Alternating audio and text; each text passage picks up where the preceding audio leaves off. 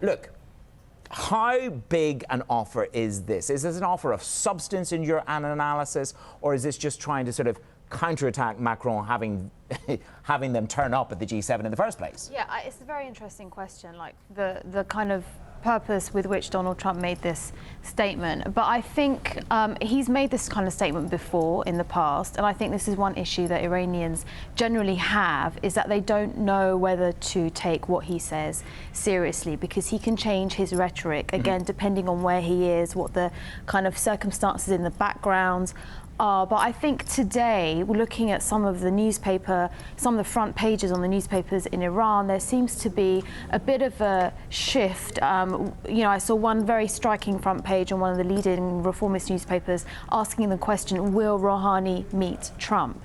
So were you surprised by that? I know Nair's going to jump in. Yeah, I was kind of surprised, because this isn't the first time Trump has made this kind of overture, but the Iranians seem to be taking it slightly differently, because I think of the Biarritz backdrop and Zarif's appearance there. Nair, jump in here.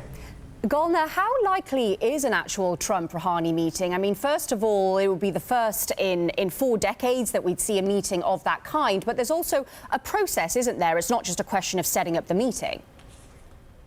I think the political the political circumstances at home in Iran make it very complicated. It's very difficult to say right now. Right now, I would doubt that this kind of meeting would happen at this stage. I think the fact that it's being spoken about like this is itself very important and interesting. We have to wait and see. I think obviously the next big event is going to be the UN General Assembly in New York in late September.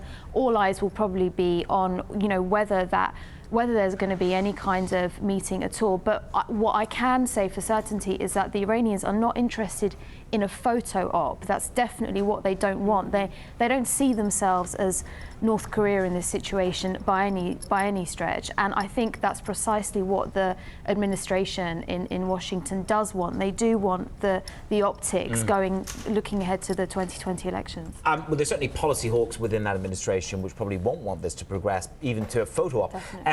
Make a little bit of sense for Nair and myself and our viewers of this credit note that Trump has apparently signed onto. What is the difference between that? What is the proposition of that, or what does that mean? Well, again, I mean, I think we have to also wait and see what the details are on that. I think the Iranians are gonna calibrate very carefully any kind of offers, any kind of proposals they will get from any side. And I think, obviously, with the meeting between Macron and Zarif, I think that was a breakthrough so far. And I think going forward, what the French can do in terms of any type of mediation between Iran and the US is going to be crucial here, for sure.